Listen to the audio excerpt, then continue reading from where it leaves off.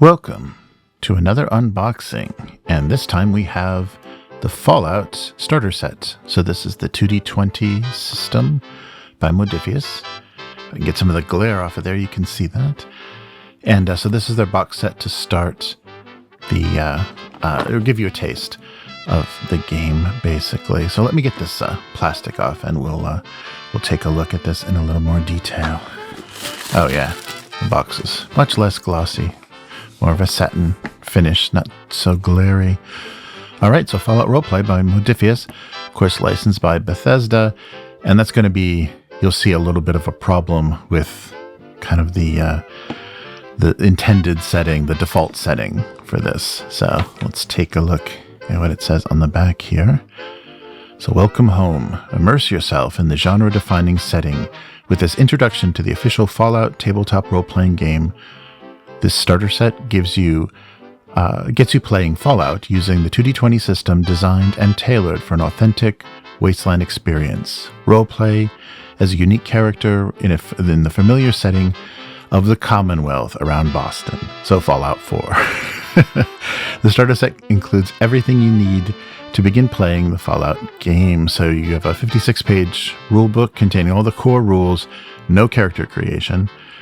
To explore the Wasteland, a 60-page quest book, Once Upon a Time in the Wasteland, taking your characters on an exciting quest around the nuclear-ravaged wasteland outside Boston, pre-generated characters to choose from, including ghouls, super mutants, and even Mr. Handy robots, and then two 20-sided dice, one 20-sided hit location die, and then 4 D6s, which are the damage dice for the Fallout game, and then tokens, the 56 Nuka-Cola caps for action points or currency. And they actually do make physical, like metal bottle caps as well that you can use as tokens. So that's fun. But this is, so 2 to 7 players, age 14 and up, and then 2022 is the copyright on this. So I think this came after. I think the rulebook was out before. I think the starter set was kind of a later, if I'm not mistaken, because sometimes this comes out first, but in the case of some games like Star Trek and things, the starter set has come out first before the core rulebook. So it may have been close, but there's a lot of supporting. It's been out for a while, and there's a lot of supporting content for Fallout, so we thought we would give it a try. So there is an actual play, and we didn't use this starter set for the actual play. We just used the core rulebook, and you'll see why once we take a look at the contents of this, and you can kind of decide for yourself what would be the best approach for your play group. So let's take a look. So yeah, nice box, nice sturdy box, just like their Star Trek and everything. The boxes are nice to keep everything, and there's our nice, wow, these are giant. These are giant D20s. I don't know if I've got a regular D20. This is the size of like a D30 from DCC. Wow, that's a big die. So this is one of the benefits, and I think for the price point, it's one of the things that, because just the dice by themselves are pretty expensive. So this is the thing that may convince you, because these are not kind of lower quality, or these are the actual dice that you would get in the dice set. So yeah, they're really nice. So rounded edge, what is that? 16 millimeter D6s with the with a nice clear Vault Boy on them. So that's your special. This is one of your whatever damage, another special, 2 blank sides, and then 2. So these are the special dice. Yeah, of course you can do this with D6s, but these are special dice to roll. And in a lot of the VTTs, they have these sides. Yeah, these are nice. Nice rounded edges, and really clear printing. And these, wow. It's a shame though, because you may need up to 5 of these for certain rolls, because you can buy additional. So you're just going to be rolling and then picking them up and rolling again. So you could use, not even 1 more set, 2 more sets to have up to the maximum of 5 D20s. These are huge. I'm really surprised. Yeah, I didn't know that they did larger. And then, of course, similar to Mutant Chronicles, if you remember going through that game on a much earlier, years ago unboxing, a hit location die. So there is, depending on where you're wearing armor, you've got more damage resistance. If you've got a helmet, if you've got chest plate, and where you get hit will determine that. But you can, for higher difficulty, aim at a body part. So then you wouldn't roll that die. So, wow, those are surprisingly nice. I wasn't, the images you just see these kind of bright blue and yellow colors. That's not really even gold. It's just blue and yellow. And it wasn't very interesting, but yeah, these are nice. I wouldn't complain at all about the quality of their dice. Nice. So here's our rule book. So this is a nice thing to have, even if you're going to go with the hardcover core rule book itself, the complete rules. It's a little bit of a pamphlet, so not a heavier cover. It's just a paper cover. But it's the complete rules, so all of the combat rules, everything. So everything except character creation. So this would be a nice reference for players if they want to check on something. And I believe, yeah, so it doesn't have all the perks. It doesn't have the huge weapons sections and things. Oh, it does have a reference for no, there is a perks list in here. That's nice. So then for leveling up, this would be a useful thing. Either the PDF or this for the players to look at and to kind of see what's available to them. So let's take a look at kind of what we get. It's a little glossier than the box. So let's take a look. So yeah, stories of survival in the genre-defining post-atomic setting. So the abbreviated rulebook. And then there's an ad. They could have given us a rules reference, but instead they give us an ad for their miniatures game, their 32mm war game, the Wasteland Wayfarers. And if you think there's a lot of crazy dice in the RPG, look at all those. All right. So welcome to the Wasteland. So this booklet contains all the information you need to begin playing, just like it said on the back, Fallout. Regardless of your experience in role-playing games, this booklet will take you through the rules of the game and even include a quest to get you started. So introduction, gathering your group, setting expectations. Yeah, I think the nice thing about a game setting based on a video game, based on a computer RPG, is people's expectations are already kind of set. They know Fallout, and so they may know too much. It may get distracting at times, but it's nice to all start out with a similar thinking. The other nice thing is they use the special system, so the your stats, the acronym is special.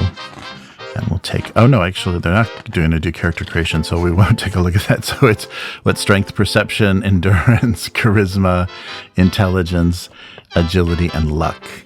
And luck is also a currency in this game. So unlike some of the more recent games that would use momentum, it's just action points. So action points for the players, action points for the GM.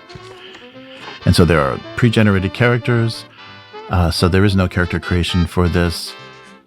So while showing off the setting of Fallout can feature a diverse cast of widely varied viewpoints, some players may find detailed backgrounds helpful to jump into the post-apocalyptic setting of the Commonwealth. Other players may find a character detail creatively restrictive and be inspired to repurpose their stats and abilities of their own story. Well, that's nice. They recommend you. If that's not the kind of character you play, if you want to play maybe that certain class, that type, but you want to stat them out a little differently, they're encouraging you to do that. So yeah, so unfortunately the default setting is the Commonwealth. So we'll be dealing with that. If you're more of a Fallout 1 and 2 fan and maybe New Vegas, this may not be ideal. And they are trying to get you to set up a, basically a settlement with this starting adventure. All right, so a little bit of how to game master. That's nice. Yeah, kind of abbreviated version that's in the core rulebook. And then what kind of quests? And they do the stats. So the special stats. So yeah, strength, perception, Endurance, charisma, intelligence, agility. So luck are points you can spend, but it's also a stat you can roll on replacing another stat if it's a particularly risky or crazy crazy test that you're doing. And then there's a skills list. And so basically, like all 2d20, you're taking a skill rank and a stat, and you're combining those. Those give you your target number to roll equal to or under.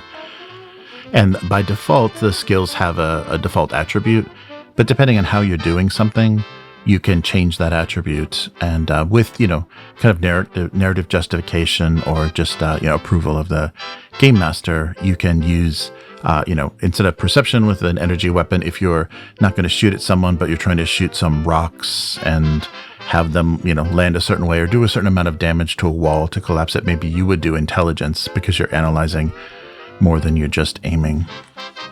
So things like that. And then the characters also have tag skills, and tag skills will be skills that they can benefit from a higher critical range. So normally, because you're rolling under, a crit is 1, and a failure, a complication, which generates a complication, is a 20. And they say that here. Yeah, so roll under. So increasing your ranks with a tag skill lets a critical be 1 or 2, or 1, 2, and 3, based on whatever the rank of that skill is. So that only happens with your tag skills. So they're kind of the things that you specialize in. Like you're going to be a brawler, you're going to be a shooter, you're going to be a lock, you're going to be stealth and lock picking. And then encumbrance. Yeah, so your derived stats would be carry weight, initiative, defense, and damage resistance based on your stats. And of course, carry weight and encumbrance are going to be an important thing in Fallout because you pick up, you can pick up everything. There's tons of things, and they simplify it in a little bit by just classifying things as junk and classifying materials in certain grades, like the rarity, I think, of the materials. So for crafting, you just need common and then uncommon and then rare materials, and they don't define what those are going to be. So when you loot something, you get some common materials or you get some junk. And junk can be turned into things or it can just be sold. But how much you can carry, of course, is determined by your strength multiplied by 10 plus 150 pounds. So it's all in good old American pounds. And the other thing that's a bit interesting is initiative is a fixed number and you don't roll it. So whenever combat is initiated, people kind of just slot in. So if you have a low initiative, you're always going to be going later. Your character is just going to, that's where they're going to fall. And depending on who you're facing, whether they're slower or faster. But initiative is just a derived stat. And with surprise, you can get the chance to go first. Or to take an action before. But initiative is fixed. And then, of course, with carry weight, over encumbrance becomes important because you get penalties based on how much over your weight you're carrying. And then there's different types of damage resistance because there's different types of weapons. So physical damage, energy damage, and poison. And of course, then also radiation damage. And so certain things will let you resist them and certain things will heal them and certain things give you... So most armor and things, of course, just let you block physical damage. And other things will help you. And being a robot helps you, be immune to poisons and hunger and all that good stuff. And so you have health points that are derived by your endurance and luck.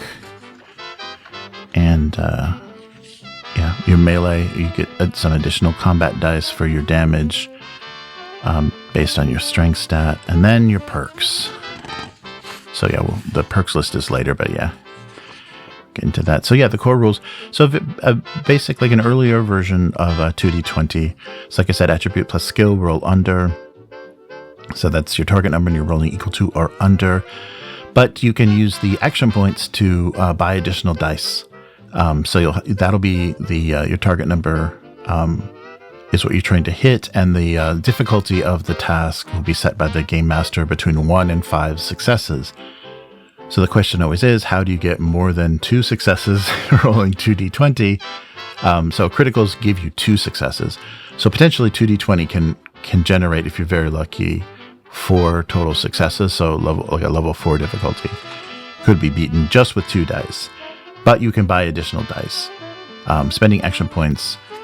One additional die is 1 point. The fourth dice, the second die is 2. The third dice is 3 action points. So 6 action points to max yourself out and roll the maximum of 5 d20s for any test. And and the action points in this game, some of the other versions, that currency, momentum, or action points are held by individual characters, and then in some of these earlier games, it's a pool. It's a shared pool, so everyone's putting into it and taking out. And it's simplified a bit because it's not unlike momentum. So momentum, the idea is action builds. The more success you have, the more you're able to do. So it goes away. Action points don't go away based on the scene or over time or anything. It's just a pool that you can pull from, and they can do different things. They're not only involved in the action. It also gives you more information when you're investigating and things like that. All right, and yeah, critical successes are 1 unless it's tags go with a higher critical range. So yeah, assembling dice pools, and it's kind of fun when you have these different dice, similar to like Rune Quest or some of the other BRPG games. You can roll everything at the same time, so you don't know if you're going to hit, but go ahead and just roll your damage and the hit location at the same time on an attack, and it's kind of fun because then it's all taken care of in one roll. But if you miss, you just ignore the results of your damage and your location because you missed. Another thing with 2d20 games are 0 difficulty tests, so those with any successes are just generating action points. So that's useful at the beginning, to have your characters prepare and do basic, kind of perception rolls and looking around, and roll those in difficulty 0 and generate them some action points. So once things start to pick up, they have some of that currency. And there's also things like opposed tests, where you're just rolling off against a target to see who generates the most successes. Or you can also roll, so you're setting a difficulty, like the difficulty to sneak past someone. It would be an opposed, they're not really conscious of it, but would kind of be an opposed test. But what you can do is have the person you're trying to sneak by roll their perception, and however many successes they get, that's the difficulty of your then stealth roll. So good stuff. And then assistance, so you can do group tests and then assistance as well, where everyone that's assisting just rolls a single d20 based on their skills, and all of the successes are added together to beat the difficulty and generate more action points. And yeah, here's the complication range. They kind of give you a description too of if things will more easily go wrong and generate a bigger problem, more risk of a complication. You can increase that range from normal to risky to perilous, precarious, or treacherous, meaning if you roll 16 to a 20, a complication occurs. And the complication is just something that's going to get in the way, jam your gun, you'll drop your weapon, you'll alert people you're trying to sneak up on. It'll just make the situation more difficult in the immediate. It can also be something that's held back a little bit, and it can also be taken by the game master as just an action point to be used later. So to bring in more reinforcements or to make things harder. Yeah, so here's all the spends for action points. So buying dice, obtaining information, reducing the time it takes to do something, and then also taking additional minor actions and major actions, and then extra damage, only up to 3. And unlike Star Trek and some of the other games, you're not just adding points to the damage dealt, you're actually adding dice, damage or combat dice to that roll. So spending those points could generate nothing, but it could also generate a special or 2 damage.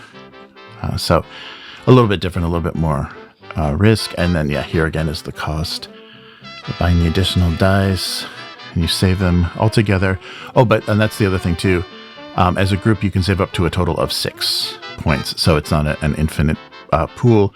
So the restrictions on the amount of extra damage you can do, and also the amount that you can hold, are limited, just so it doesn't doesn't get insane. And of course, yeah, the Game Master has an action pool as well, which is in a lot of these games, if you've never run them before, that pool is a good thing to show. Make it public information, known information. So if you're playing physically, keep the tokens or whatever represents it on the outside of the screen, the GM screen, so they can see like how much potential you have to cause them more harm or more damage or face more opponents. That's always a good thing to kind of help it be more tense when they're like, wow, look how much he's got. And as you're seeing, there's no limit to the GM's points. There are limits on spending, but no limit on the points that they could have. So they could have acquired over the process of a session. They could have acquired 12 action points that they could then use to just call in all kinds of rad scorpions or horrible things against you. All right. Yeah, no maximum to GM's action points. And then luck. So, luck points you have luck points equal to your stat. And the things you can do with luck points by spending them is you spend luck points to kind of introduce things that kind of help a situation. Or I already knew that, or I know the password. Look, the password's on a piece of tape, stuck to the side of the monitor. Certain things to help make it easier. So a stacked deck, a luck point can help you you can use the luck stat instead of your regular stat. Lucky timing means you can jump ahead in the initiative for a round. And then misfortune means you can spend luck to re-roll dice in your dice pool. And then they have to regenerate luck. They have a personal trinket, which is just an item you can roll on a table or kind of, invent it for your character yourself. Something they would hold on to, a memory, a photo, something that would help restore their luck. So regaining luck, the start of your quest, you have the luck points equal to your attributes. So once you've spent the points, it cannot be used again until the game master refreshes them when you reach a milestone in the quest. So a lot of the pre-written quests will kind of have those breaks, like between acts or at a certain time, luck would refresh. But for the whole quest, if it's like 3 acts, the whole thing that you're doing, there may not be a refresh. So you need to be careful with luck spends. Don't go crazy at the beginning because you might need them at the end. And you can never have more luck than your attribute, your character's luck attribute. All right, and non-player characters, they classify them in different ways. So the different types are normal, mighty, legendary, and that will scale how capable they are, how competent they are. So their stats will get higher. And with things that aren't kind of an NPC that you can interact with, that wouldn't be able to do a variety of tests, if they're, for instance, an animal, they'll have 2 stats, a body stat and a mind stat, and those are rolled using anything physical, we'll just use the body stat. Anything mental would use the mind stat. To just kind of simplify the stat lines for animals instead of every animal having the full special stats. So combat, so initiative is set. Then you take actions. You have a minor action and a major action every turn. You cannot take more than 2 of either of those, even spending the action points. Minor actions are things like aim, draw an item, interact, move, take a chem, go prone, and then they have the different what prone will do for you. And then the major actions are things like assist, attack, command, defend, first aid, pass, rally, ready, sprint, and test.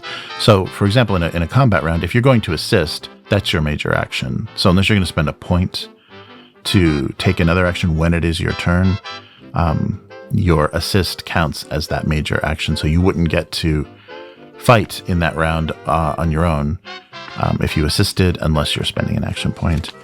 So making an attack, this is a little bit different as well.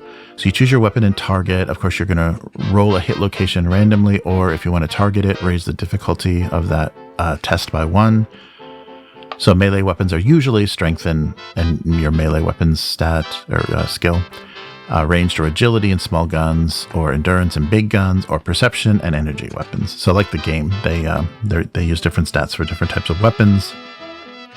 Thrown weapons perception or and explosives, or agility and throwing.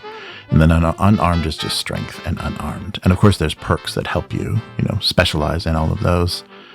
So you determine the hit location, and then you inflict the damage. So each weapon will have the number of d6s, but it's just the little symbol of the Vault Boy head that you will roll to give you a result. So it can range. I mean, if you're rolling 3 dice, you could get nothing or 1, or you could get 6. So the range between 0 and 6 is pretty huge, and it could even go higher than 6 with 3 dice because of the specials if they have some other effect. I guess it wouldn't go higher than 2 damage on a roll, but there may be some other effects like breaking, going through armor and things, being armor piercing.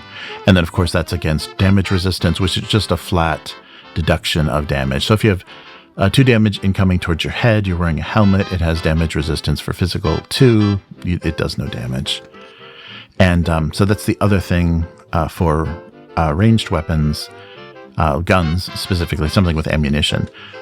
You need to reduce your ammo. So of course, if you have played the Fallout games, ammo can be pretty scarce, and you have to either make it or scavenge it. So it's a little bit more precious, and you can, with certain weapons, there's rules for adding additional rounds. So firing additional rounds, of course, you're deducting that from how much ammunition you have, but that can do additional damage as well if it hits. So you add, you can buy a number of additional d20s, then also intend to use additional rounds of ammo. But if your test fails to hit, then you have spent those bullets and they've all missed. So that's a little a little risky, but it's worth it if you're deciding this is an important attack. Ranges are if you want to do just a regular d20. Here's a table to help you generate the locations, and the locations are different for robots, not robots, Mr. Handies, as opposed to humans, because they don't have legs, they're floating. So there's a different table for Mr. Handy, which I think just turns the legs into arm hits, but they've got 3 arms. And ranges are abstracted into close, which is, same zone, basically. Medium, 1 zone away. Long, 2 zones away. And extreme, 3 zones away. So you're not playing, square inches on a grid. It's more abstracted round. So you can use miniatures, or you don't have to. And basically you can just represent that with range bands abstractly. And then your movement, you can by default move one zone per movement, or if you're sprinting or something, 2 zones. And of course then, you can spend action points. Sneak attacks will give you additional damage, and then of course increasing damage either with ammunition or with action points. And then the damage types. Yeah, so they do cover, and it's nice that the rules are a little bit redundant, like things get repeated in different areas, so you don't have to hunt down the one mention of a certain rule, which is nice. And so certain weapons have things like burst, so you can spend additional ammunition on it. Oh, so maybe there are some guns you can't that are single shots. Breaking, which means you can reduce the target's cover. Persistent, so if one or more effects are rolled and the target suffers a weapon's damage again at the end of their next... Oh, wow, so they get double damage. Piercing will go through their damage resistance. Radioactive, it gives them radiation damage as well. Spread means additional targets. Stun, takes away their action next round. And vicious is additional damage. So those are all descriptors or keywords for your weapons. And then radiation damage is something you'll need to track. Once it gets to a certain point, it'll start reducing your health. And then critical injuries, and especially in locations. So if you take a critical hit in certain hit locations, that means your arm will be broken, your leg, you're immediately prone, your torso, you immediately start bleeding heavily, your head, you momentarily are dazed. And then dying, you reach 0 HP, you fall prone, and you start to die, and then you make saves. Basically, your endurance and survival. And but the complication range is increased, so a little more chance of you just dying. But if you fail, if you pass the test, you remain alive, but are still dying. If you fail, you die. You need to be attended by someone. Somebody needs to do a first aid roll on you to get you out of the dying stage and back with your one HP. Yeah, so healing. Oh, yeah, so you can take chems. That's right. So you can do that to yourself, too, right? A minor action to take a chem. So if you have a med pack, you can help yourself. And then there's, of course, the first aid skill, first aid rolls, stabilizing, then regaining health and treating injuries. Yeah, stim packs. That's right. They're not called med kits. They're called stim packs in Fallout. So, yeah, incredibly useful. So take a chem as a minor action. You inject and you recover 4 hit points or treat 1 injury. And the first aid rolls means you regain 4 hit points immediately, in addition to any other effects from the roll, and you also any AP spent for additional healing. So 2 HP per action point rather than 1. That's nice. Yeah, for first aid rolls. And then healing robots is a repair, not a medical skill. So you're doing a different role. So some people may be better than others. And then long-term recovery to heal from the critical injuries of limbs. So if you can't walk anymore, you can't hold a gun, you'll have to do some long-term rest, medical attention, and food and drink. So they do have fatigue rules. So I'm not sure if they're going to mention them in here, but yeah, food and drink can restore HP, but it's also necessary to prevent fatigue. So fatigue points like radiation build up, and once they get to a certain amount, they're going to start they'll start taking away a hit point every turn or every like 10 minutes or something. I think it's a time kind of thing. So you'll have to be careful, make sure you have enough food, or be able to hunt, and scavenge. So you may have to resort to drinking, radioactive water, or eating things that will raise your radiation to prevent yourself from gaining fatigue. So kind of a balance. Yeah, and so there's and the other thing besides the ranges in the zone is reach. So if you're within something you can interact with, that's reach. So same zone, but also able at an arm's length.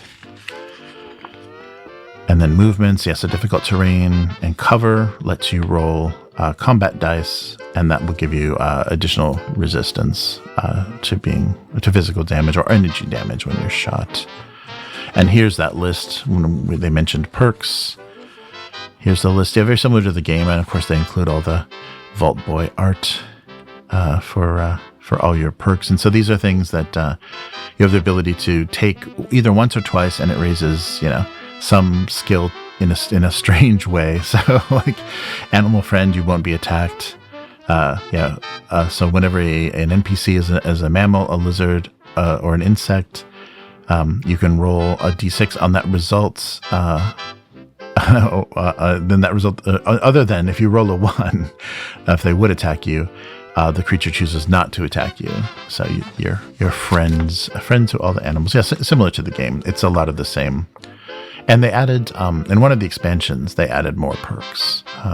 So it goes even further. But these are the ones to kind of start out with, because perks require not only a rank in a certain skill, but also could require a stat level.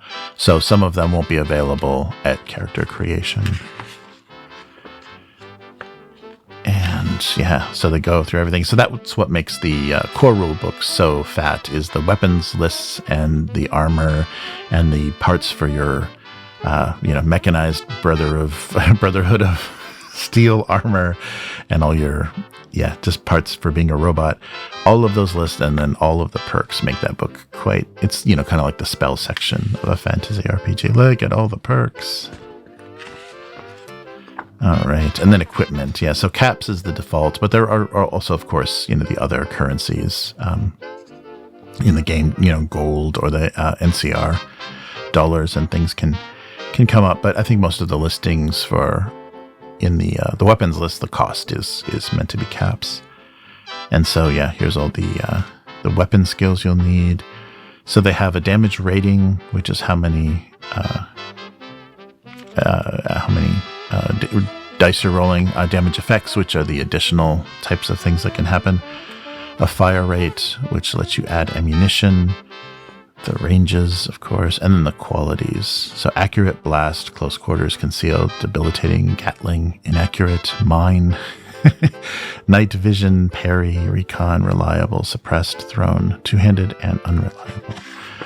So those give you how that varies. Oh, so there's a little bit of a weapons list. With the pre-gen characters, they're going to give you the weapons, but you can look up others, so if you find something, you can look it up and see, and everything has a weight, a cost, and a rarity. And that's the thing too, for character creation, you have to determine, and also with merchants, you have to determine what rarity they would have access to, so what you would be able to get from them. And then explosives, armor, and clothing. And then your Pip-Boy. So if you're a Vault Dweller, you'll have your Personal Information Processor, manufactured by Robco. So it's capable of personal status, showing your current health and well-being, a built-in holotape reader, a compass, a radio, a Geiger counter, and can generate light from the screen.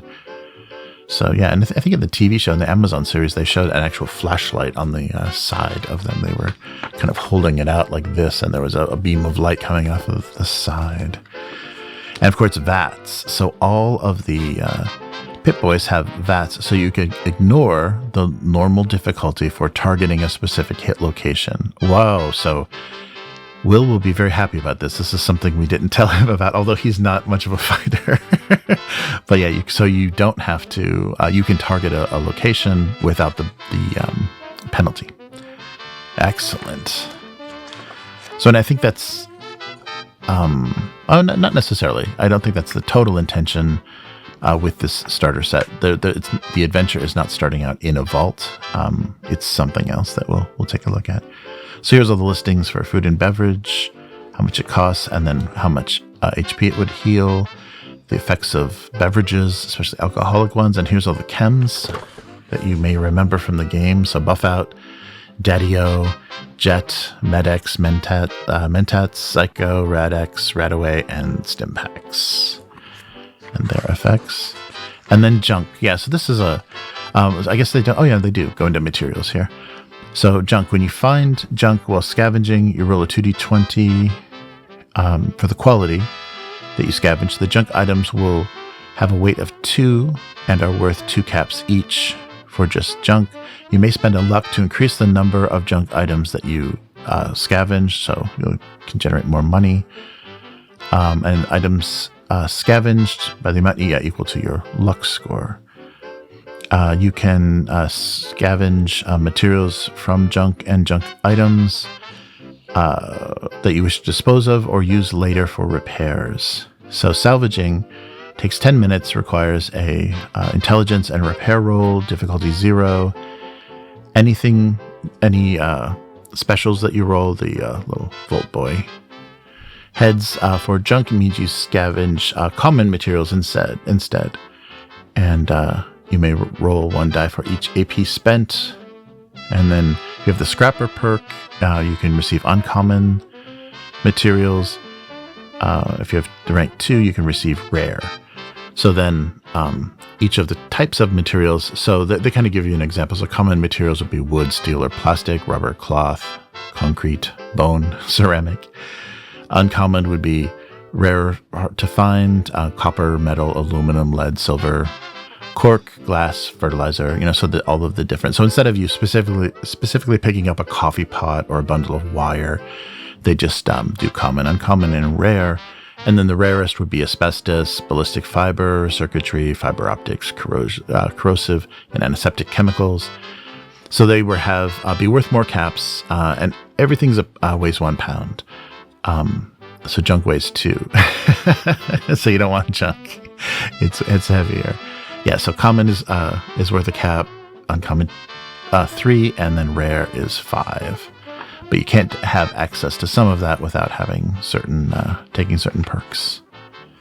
And the magazines, remember those to raise your skill level. So when you read a magazine, it grants you a temporary perk that applies to a single skill test or a single attack or a distinct situation. And they don't stack like in the game. But yeah, you get a little additional. So here's all the magazines that are available. The Astounding Awesome Tales, Duck and Covert, Grodnark, The Barbarian, Guns and Bullets, Massachusetts Surgical Journal, Tales of the Junkyard, Jerky Vendor, Tesla Science Magazine, Tumblers, Today, Unstoppables, U.S. Covert Operations Manual, and Wasteland Survival Guide. So they will give you different temporary benefits for, a single role specific information. And then, of course, the utility items, bobby pins, first aid kits, a Geiger counter, multi-tool, and torch. So that is all of the things. And there's much more, of course, in the core rule. And hey, don't forget Octoon, Cthulhu, and Dune. All right, a little ads there to even out the page count. So that is the booklet, the rules booklet. I think the PDF version you can get if you get the starter set from like drive-through, the PDF is called rules booklet. So it's basically most things, not all the lists, but everything you need for combat and tests. Just no character creation. And so, like I said, this is useful for passing around, for leveling up, or looking up stat lines for things you may find. But it's just a little magazine. And the other little booklet in here is our adventure. And so this is where this may make the decision whether or not this set is useful for you, unless you really love cardboard bottle caps. All right, so Once Upon a Time in the Wasteland is there. Oh, and there's your rules reference on the back. Nice. Is your included adventure. And it's meant to be used with the pre-gens, which they said you can, modify if you need to. So this is takes place in the Commonwealth, so the Fallout 4 default setting, and time, the year and the location. So New England, and after the events of New Vegas. But before the events of the TV show, I think. I haven't double-checked when the Amazon series happens. So the players all begin at level 1. So I guess you could, if you had the core book, you could use this and roll up level 1 characters. So it's designed to be used with the starter set and the other materials.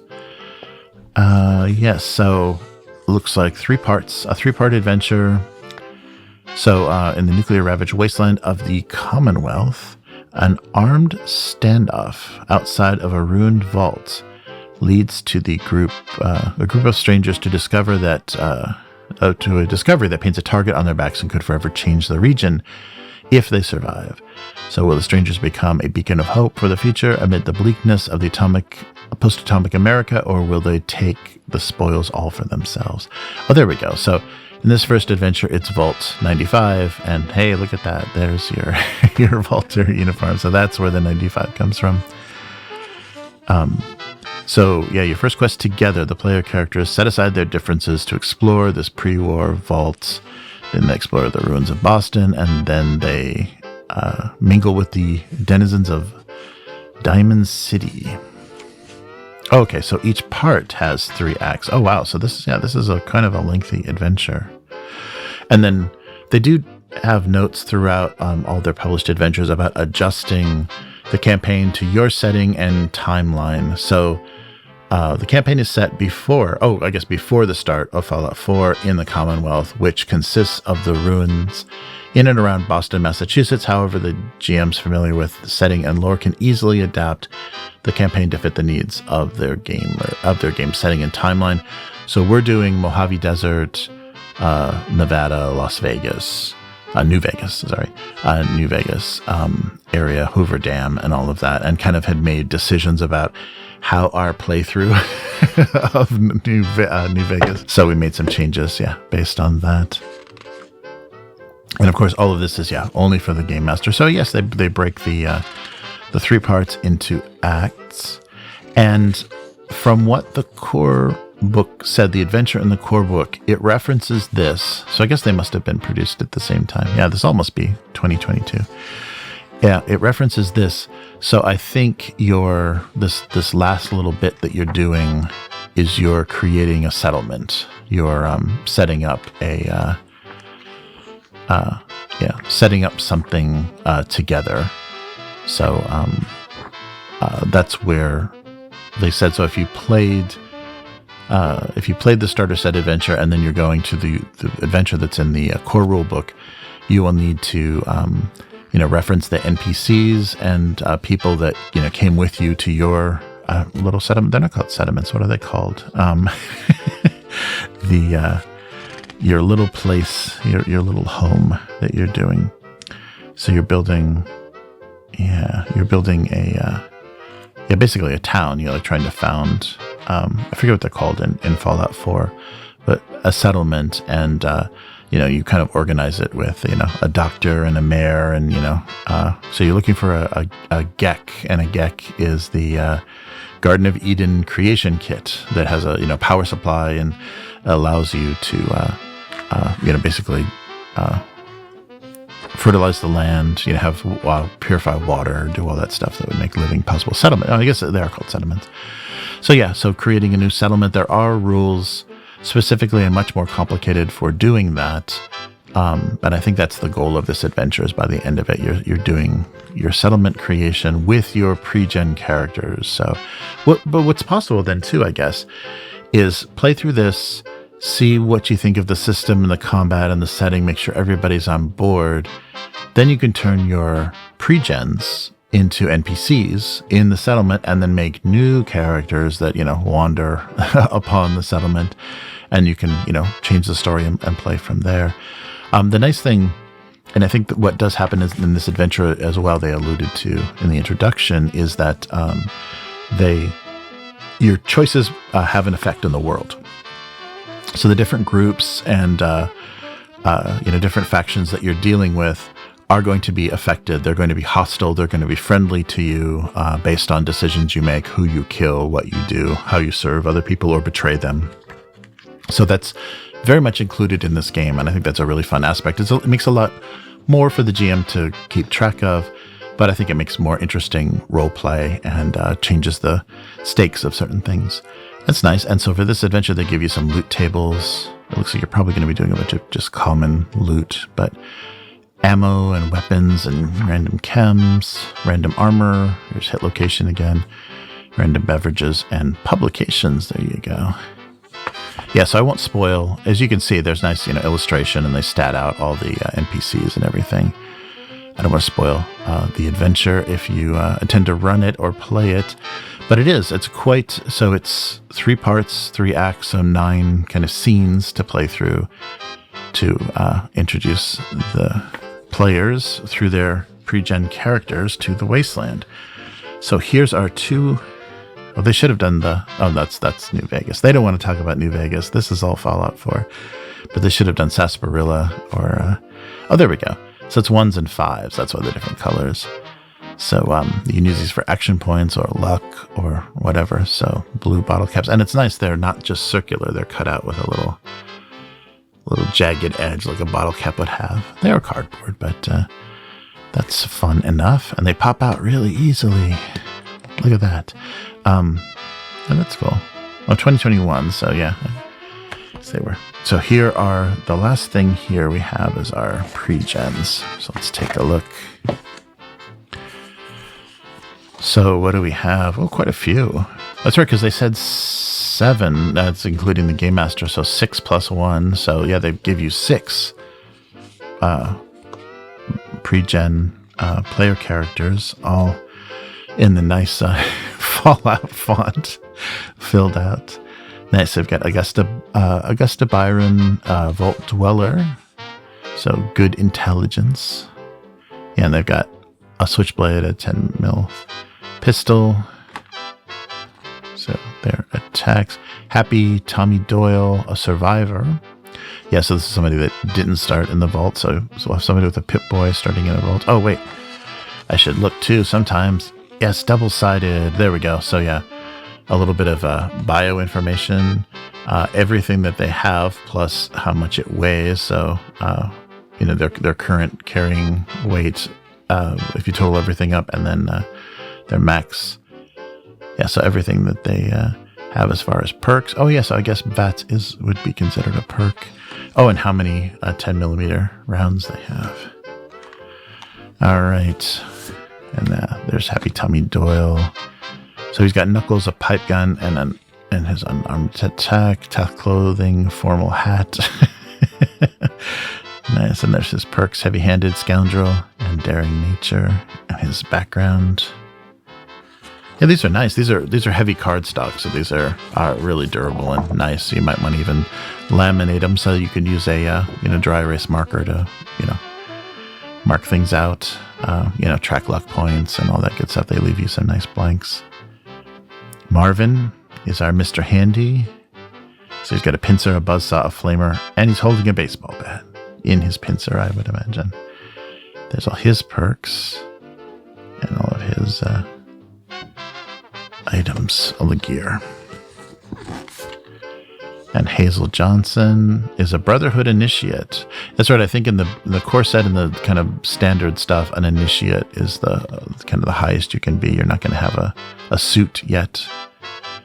You'll just be a low-ranked Brotherhood. But I guess they wanted to include it, and then as you level up, so basically a scribe. Yeah, what they refer to as a scribe in some of the other initiate or a scribe. But that's the thing, is you're always kind of, unless you've run away, unless you're an outcast or you abandon the Brotherhood, you will be at their beck and call and could be retrieved at any time.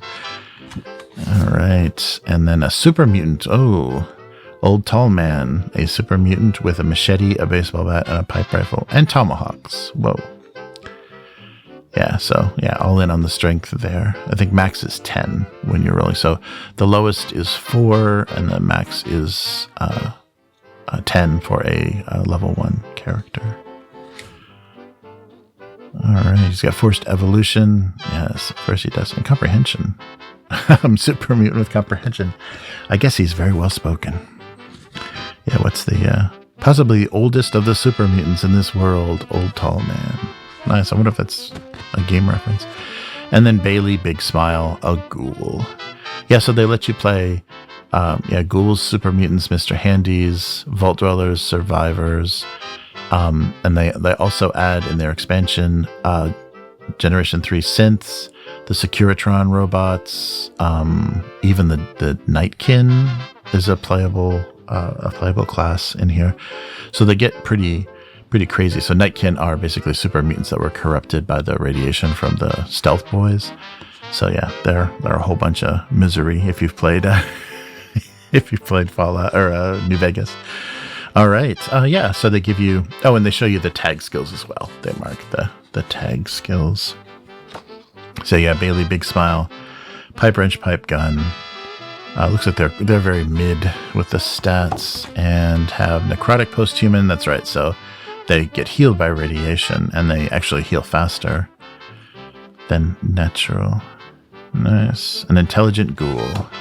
So yeah, they give you the whole range. So everything you could possibly play from the core book. And so yeah, these would work well as, and I might keep these handy if I need to come up with something fast. As NPCs for our current game, even though it's in New Vegas.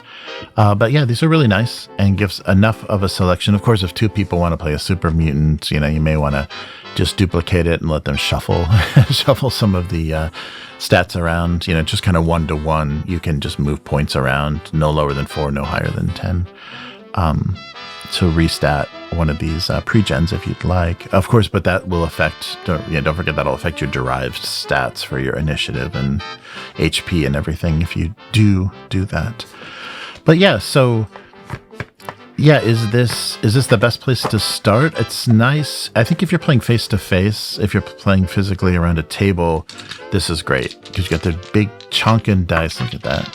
You got their giant D20s. Not quite enough, but you do have D20s. You'll have physical tokens instead of glass beads or whatever to represent thematic tokens to represent the luck and action points. And a decent adventure that looks like it's going to take you. Not only are you going to be crawling a vault, which would be like a dungeon, but you'll be investigating in cities. You'll be dealing with NPCs in cities and also trying to establish your own settlement, which I think is the ultimate goal, is just to create a home base. And that's probably not a bad plan if you want to start out doing that, is like I said, take the pre-gens, make them the NPCs, and then kind of start again with your own original campaign or whatever you want to do. And yeah, it has been pretty flexible to change the setting. The timing, if you want to play more Fallout 1 or 2, or if you want to play New Vegas, you move to California or Nevada, wherever you want to go. I think this is useful regardless of what you're going to do. It's a quick physical rules lookup, a nice box to keep everything in. So no cards or anything. It's kept much more simple. You're looking at tables, and then, of course, you're writing down things in your character sheet. So you're not like drawing random cards for looting or anything. So less stuff makes it a bit easier. Alchemy has done a great set of their very deluxe digital assets for everything. Everything that's come out for Fallout. So the starter set, the core rulebook, and then I think all of the adventures. And the one that expands, that gives you the ability to play the additional races and has additional perks and things, is the Winter of the Atom or something. It's one that it's one of the small expansions, but that gives you even more rules if people aren't satisfied with just the basic stuff in the starter set and the core rule book. So yeah, I think physically, if you're playing, this would be a great way to start. If you already knew what you wanted to do, and if it wasn't Fallout 4 setting, Commonwealth setting, there's a lot of kind of maybe unnecessary and things you'd need to change in here. If you already have an idea for your perfect Fallout campaign, it's probably better to go, just with the core rule book. And if you're playing online, you should just, do everything digitally anyhow. And I think it's available on just about every platform. I think your Roll20 and Foundry all have, Modiphius support, and I think they all have Fallout. There was a Humble bundle like a month ago that had all the great alchemy assets, which is what inspired us.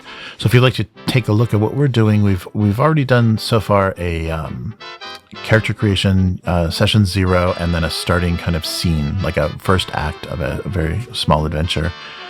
If you'd like to see kind of how that went together, we changed the setting of the game, so we're not playing this starter set adventure. We're starting with the very basic adventure in the back of the core rule book, basically.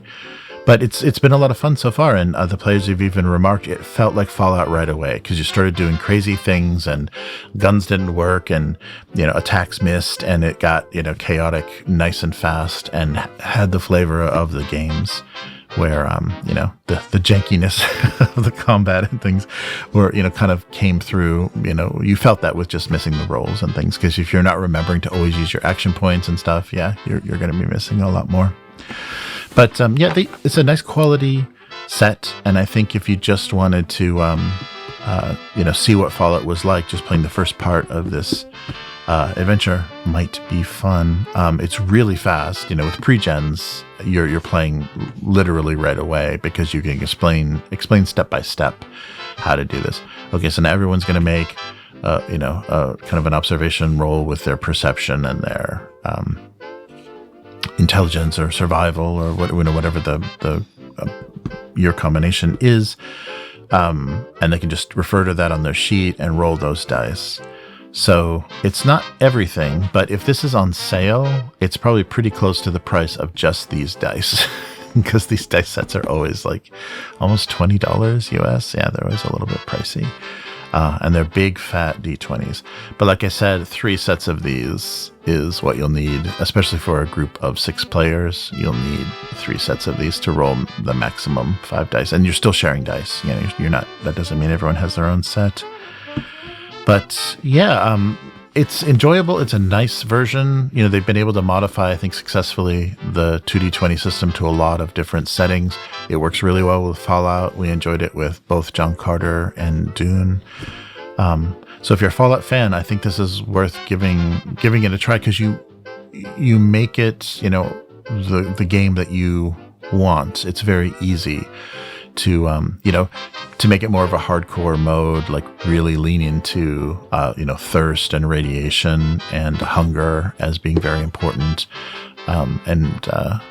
You can make it feel like the kind of game you want, and the things that you experience or the things you remember from the setting, all of that you can explore in your own game. And because the results of the games, the kind of final outcomes, the endings you get with a lot of the games can be wildly different, you get to kind of create your own Fallout, your own Wasteland, with the decisions you make, where and how you decide to start, and then how you affect that world. So it's fun in that way. I think there's a lot of fun world building, and if everyone is at least familiar with the Amazon series or vaguely familiar, with the games and kind of or have played some sort of post-apocalyptic thing, they'll be right at home. So yeah, it's worth it. I think this is okay. So currently, this full retail price is $35 US. It looks like it's on sale right now for $23 on the Modiphius web store, $23 US. And that's getting really close to the price of just the dice. So the rules reference and the dice and the tokens themselves would probably be well worth the sale price. Plus you got a nice box to keep everything in. That, and then get a digital or physical core rulebook, and you're ready to go, basically, because you can create your own campaigns. If you know the setting, if your game master knows the setting, you can create your own campaigns very easily and have a lot of satisfying interactions with different factions, and create gang warfare that you're stuck in the middle of, or mysterious scientific experiments, or wander into vaults. You're able to you have the total freedom to create any of the 122 vaults that haven't kind of already been taken by the major events of the games to place whatever kind of crazy situation you'd like. So I'll put a link to our actual play for Fallout, and you can see what we've been up to. And I think this is worthwhile. I'm getting kind of more lukewarm than before. I was really very pro starter set before, as like a sampler of games. But some companies have done a lot less. They haven't quite done enough, or the experience that they're giving you with the starter set doesn't represent the whole range of the game. And with something like Alien, the Free League's Alien, or Blade Runner, I don't think you can do a starter set. I think you just have to jump in to the game. I don't think starting slow is really something you can do in some other games. But Fallout is not like that. I think, especially if you don't know the 2D20 system, this would be a great way to teach people. And then avoiding the character creation rules at the very beginning. Then once they saw how that worked with their pre-gens, going back and creating their own characters, I think would be more meaningful, and they would feel more competent in it. So yeah, that is the starter set. I'll put a link to the digital version of this, and also the Modiphius store. I'm not sure how long their sales are going on, but it goes on sale on and off. Give it a shot. And this is a fun game that I think really does represent the setting. This might not be where you want to start if you already have your ideas, but if Fallout 4, if everyone's a fan of that game, you like that setting, this is perfect. Yeah, perfect way to do it on the tabletop. So thanks for watching, and thank you especially to all of the members and patrons that make our channel possible. I thank you so much for your support, and you can do that at patreon.com/upturnedtable, or click the join button below this video, and you get additional exclusive videos, longer form. We put together our actual plays into longer form single videos and take out a lot of the rules checks and things to make it easy, to make it flow better. And we also do the weekly both podcast and live stream on Thursday nights, North American time, kind of Friday afternoon if you're Australia or Asia time. And yeah, thank you for watching, and we'll be back soon, and especially with some more Fallout. I think we've got about a month of Fallout ahead of us. So see you then. Goodbye.